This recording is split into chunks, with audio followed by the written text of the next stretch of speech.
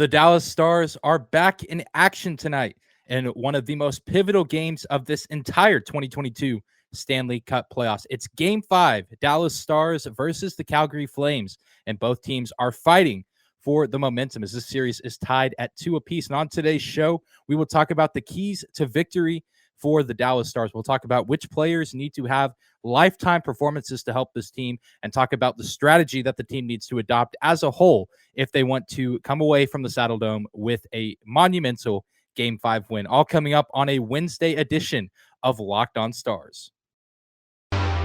Your Locked On Stars, your daily podcast on the Dallas Stars. Part of the Locked On Podcast Network. Your team every day.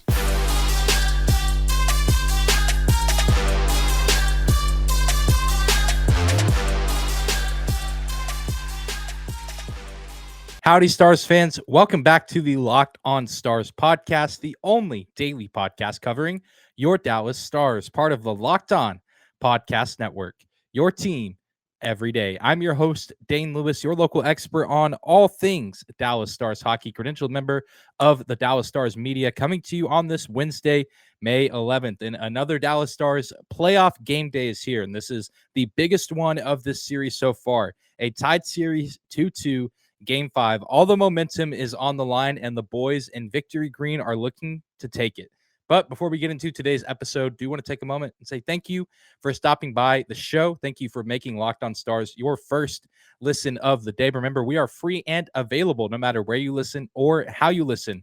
Be sure to hit that subscribe button on YouTube and your favorite podcasting platform. And if you do feel so inclined, leave a rating and review if you like what you hear on either Apple Podcast or Spotify. It just takes a couple quick seconds and it helps the show out a ton. Thank you guys so much. I'm grateful for the response that the show has been getting during this playoff run, and it's all a credit to you guys. But without any further hesitation, let's get right down to business, talking about some big name guys on the Stars team who haven't done a whole lot here in the first 4 games of this first round matchup against the Calgary Flames. And I think, these first 2 guys, it's pretty obvious. And one of them does have a goal, but it is an empty netter. And, we talk about the Stars team being so top line dependent, and Joe Pavelski has come to play this series. He leads the team in goals. He, of course, had the lone goal in the Game 2 victory, or I guess they had the second goal that Michael Raffles scored, but the game-winning goal, if you will, and then a huge performance in Game 3 as well from Pavelski. But his line mates, Roope Hintz and Jason Robertson, especially Jason Robertson, have kind of been MIA so far this series.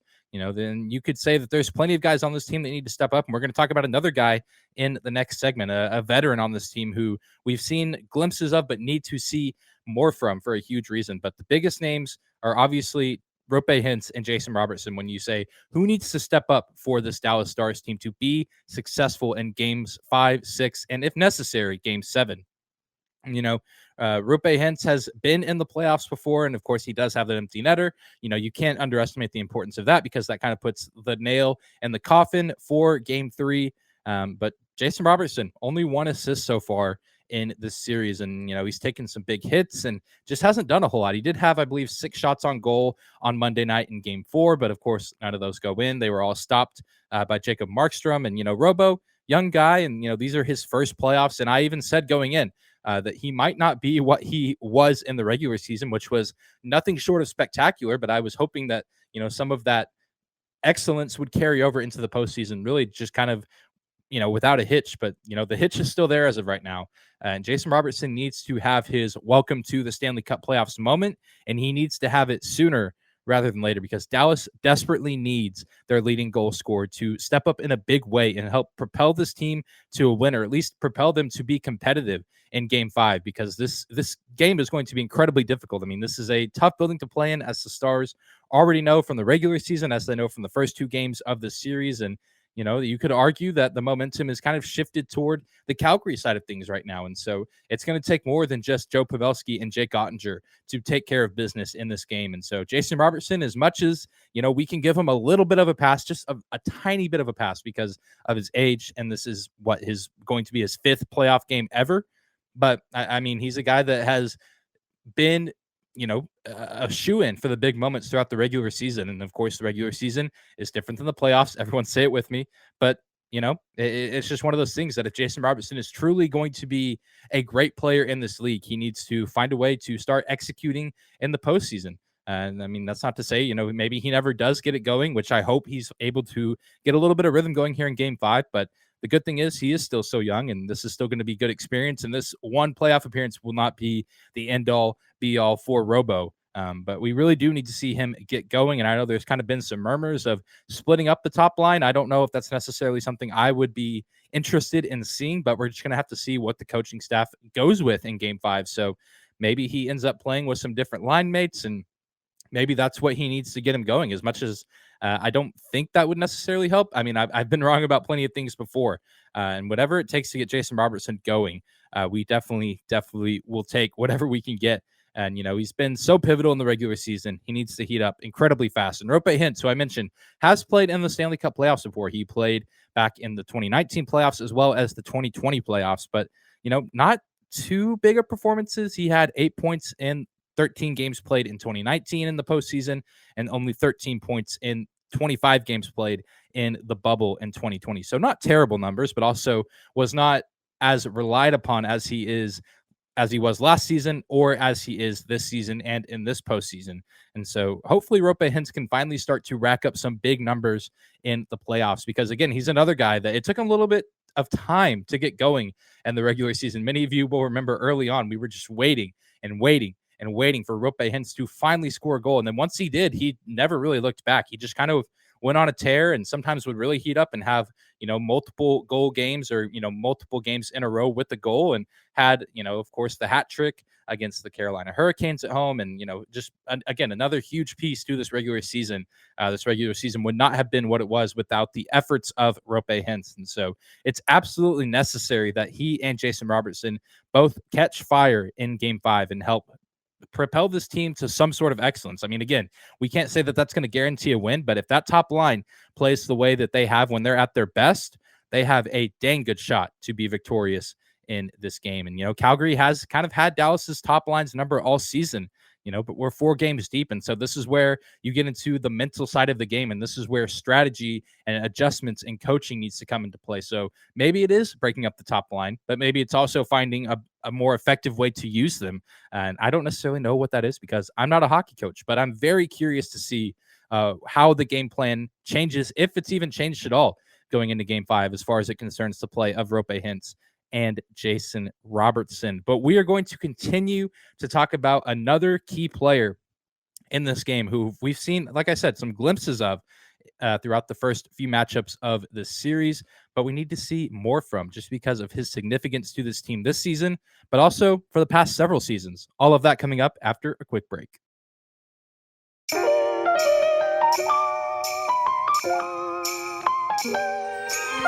Today's episode of Locked On Stars is brought to you by Rock Auto. With the ever-increasing numbers of makes and models, it's now impossible for your local chain auto parts store to stock all the parts that you need. Why endure often pointless or seemingly intimidating questioning and wait while the person behind the counter orders the parts on their computer, choosing the only brand their warehouse happens to carry? You have computers with access to rockauto.com at home and in your pocket. Save time and money when using Rock Auto. Rock Auto's prices are reliably low for every single customer, and they're a family business serving do-it-yourselfers for over 20 years. They have everything that you could possibly need for your car or truck: brake parts, tail lamps, motor oil, and even new carpet. Go to rockauto.com right now and see all the parts available for your car or truck. Write Locked On in their "How did you hear about us" box so they know that we sent you. Amazing selection, reliably low prices, all the parts your car or truck will ever need at rockauto.com.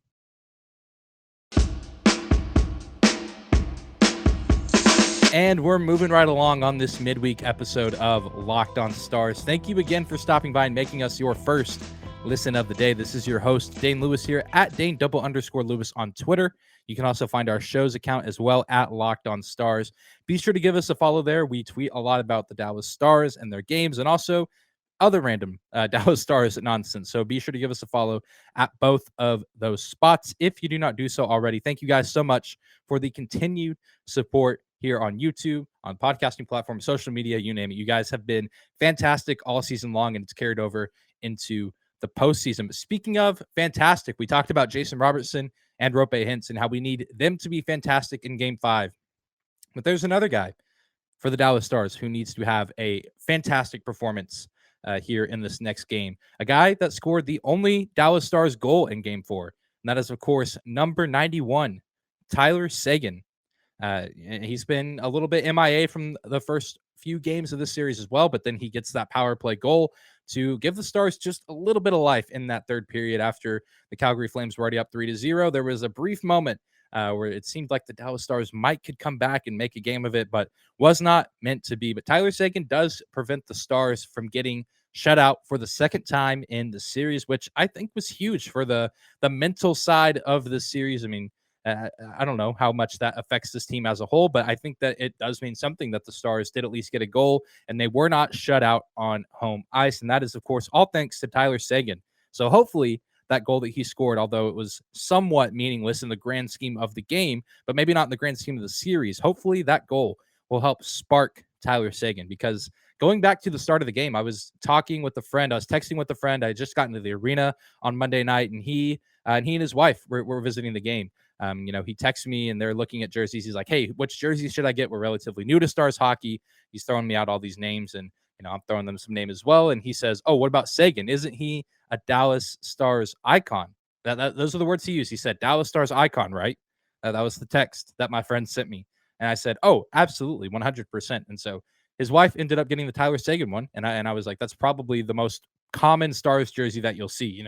I think it's fair to say that if you ask a NHL fan who maybe supports another team, or maybe they're just a casual fan of the National Hockey League, you say, name a Dallas Stars player, they're probably going to say Tyler Seguin. They might say Jamie Benn, but I bet if you were at the game Monday night and you took a survey of every jersey there, I would bet a decent amount of money that Tyler Seguin was probably on the back of all those, or most of those jerseys, and probably on the majority of them.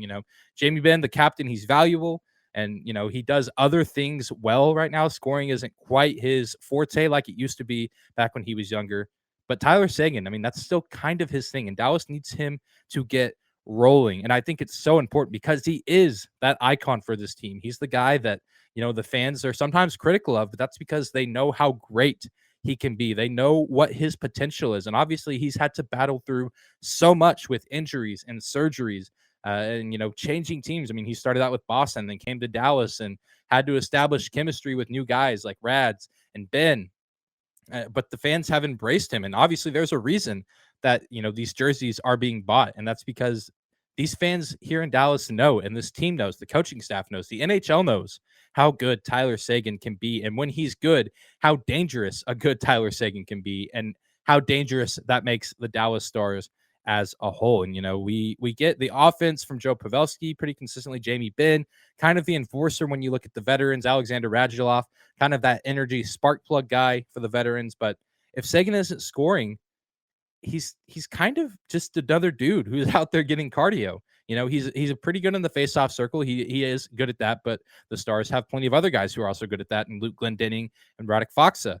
So, I mean, yeah, it's great if Tyler Seguin can win some face-offs, but he needs to do more than just that. He needs to find a way to be effective on offense. And I know in his defense this season, again, battling back from injuries, battling back from some surgeries, not getting a whole lot of consistent line mate play. I mean, pretty much the lines 2 through 4 have just been a jigsaw puzzle this season. Just kind of a mix and match of guys getting moved around and repositioned. And really outside of Jamie Benn, and even not him for the entire season, Tyler Seguin has been playing with new guys consistently.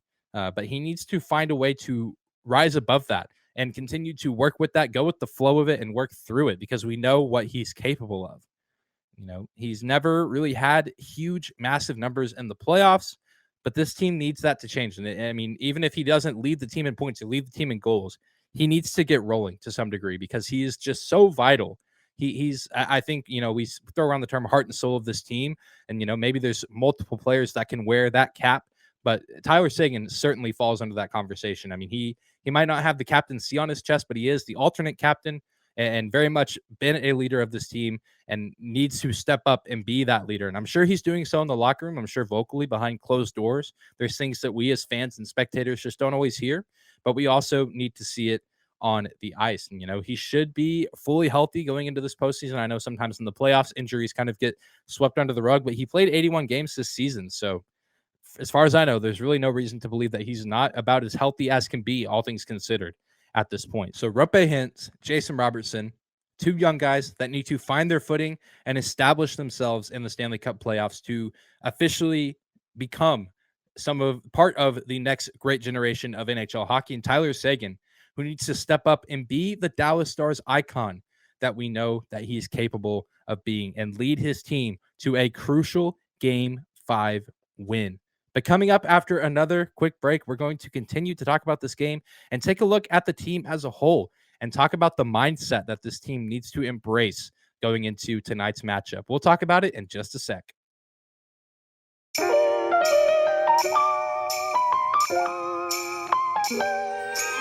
Today's episode of Locked On Stars is also brought to you by our friends at Built Bar. The best part about Built Bars, they are healthy and delicious, so no more sacrificing delicious food for health. With Built Bar, you can have both, and it's easy. All you have to do is go to Built.com and order right now. All Built Bars and Built Bar Puffs are covered in 100% real chocolate. That means with Built Bar, you can eat healthy and actually enjoy doing it. Most Built Bars contain only 130 calories, 4 grams of sugar, 4 net carbs, and 17 grams of protein. You can compare that to a candy bar, which usually has around 240 calories, 30 grams of sugar, and dozens of net carbs. Go to Built.com right now and get all your favorite flavors, including banana cream pie, raspberry, double chocolate, and so many more. They are all delicious, and new flavors are coming out all the time. Go to Built.com right now and use the promo code LOCKED15 to get 15% off your order. Again, use promo code LOCKED15 to get 15% off your order at Built.com.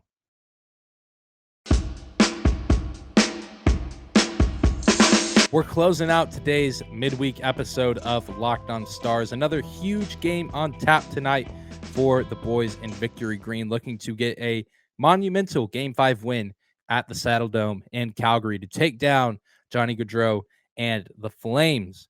How do they do it, though?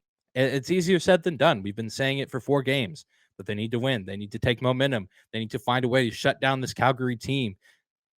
And I think when it comes down to it, I mean, we can take a look at some really deep statistics or use some really fancy hockey terms, stuff that I would have to Google and not even know how to say or what it means. But I think at the end of the day, this is one of those situations where the Stars kind of need to embrace the go back to basics mantra, not saying to completely abandon everything they've done in the series, because there are some things that they've done well. But the Stars overall just need to find a way to play a cleaner game in order to win. I think it's fair to say that Game 4 was such a disaster because it was a sloppy game. It just seemed like a very disorganized game for the Dallas Stars, and they need to find a way to reverse that because this Calgary roster is incredibly talented. They're incredibly fast, but I think Dallas has the edge up on strength and size, and I think Dallas can get the edge if they do the little things well. I mean, that sounds very generic, but I think it's true because they did a lot of the little things terribly on Monday night, and they lost by multiple goals. I mean, it all starts with clean passes, whether you're in the defensive zone or you're in the neutral zone or you're in the offensive zone. Be smart with the puck, especially when a game starts out at 0-0. Don't make any dumb decisions. Be strategic. I know sometimes you get shoot the puck, or I can't believe they didn't do this. Sometimes hockey players have a different point of view from us fans because they see the ice differently, because they have a different perspective than we do. You got to win your faceoffs. Dallas has done relatively good at that this series, but there's been moments where they haven't, and it's come back to bite them. You look at Game 1 on that Calgary power play. They lose a faceoff in the defensive zone. Calgary gets a goal, and that ends up being the difference maker in that game. So Dallas has to be near flawless in the faceoff circle, and they certainly have the guys to do that, and they need to do it on the offensive side and defensive side. And when you win on the defensive faceoff, you have to exit the zone. So you have to have good zone entries and exits. That's something that Dallas did not do well in Game 4, whether it was on 5-on-5 or the power play. Zone entries have just been a problem for this team, really. You could say the entire season, but especially in the back half of the season. And then, of course, good, tight defensive positioning. I mean, even a lot of the penalty kills. I mean, Dallas has now given up a handful of power play goals, but in games 2 and 3, the penalty kill looked dang near impenetrable. It looked unstoppable because they were playing tight. They were playing smart. Obviously, 5-on-3 in game 4. I mean, that's kind of an inevitability that Calgary was going to score on that. I mean, their offense is just too good to not get those clean looks. So, I mean, I want to say, oh, man, that sucks that they got that. I mean, I wish they wouldn't have. But at that point, with like a minute of 5-on-3, it was likely going to happen. And I'm not that surprised that it did.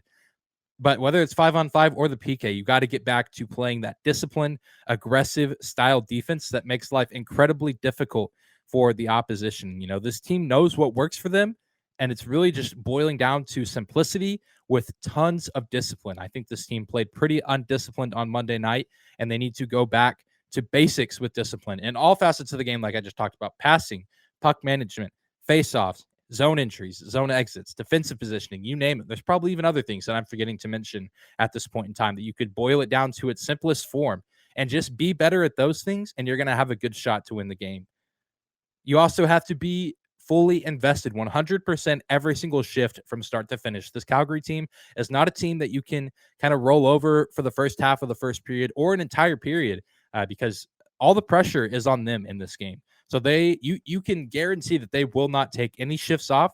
There's never really going to be a moment where they look down or defeated because the pressure is 100% on them to get this win in their home building and take a 3-2 lead going into game 6. If they lose this game at home, I mean, they would almost nearly implode as a team and as an organization. It would not be a good look. And this has turned out to be one of the more intriguing series of this playoffs. And so I imagine a lot of eyes will be watching this game, both on TV and in that building. So the pressure is immense, and Dallas needs to take advantage of that. Dallas needs to play carefree, like I mentioned on yesterday's episode, because they have nothing to lose and everything to gain. And I think that's how they approached games 2 and 3, and that's how they need to approach game 5. And if they do that, I can't guarantee a win, but I think they're going to have a much better chance than they did in game 4. But that's going to do it for today's episode of Locked On Stars. Thank you so much again for stopping by and making us your first listen of the day. Be sure to hit that subscribe button on YouTube or your favorite podcasting platform. Leave a rating or review if you like what you hear. You can also find me on Twitter at Dane_Lewis and our show as well at Locked On Stars. Be sure to tune in tomorrow as we'll be reacting to and breaking down all the action from Game 5. It's playoff coverage that you won't find on the Dallas Stars. You won't find it anywhere else, folks. So be sure to tune in to tomorrow's episode. But we'll see you there, Stars fans. Be loud, wear green, go Stars. Have a great Wednesday.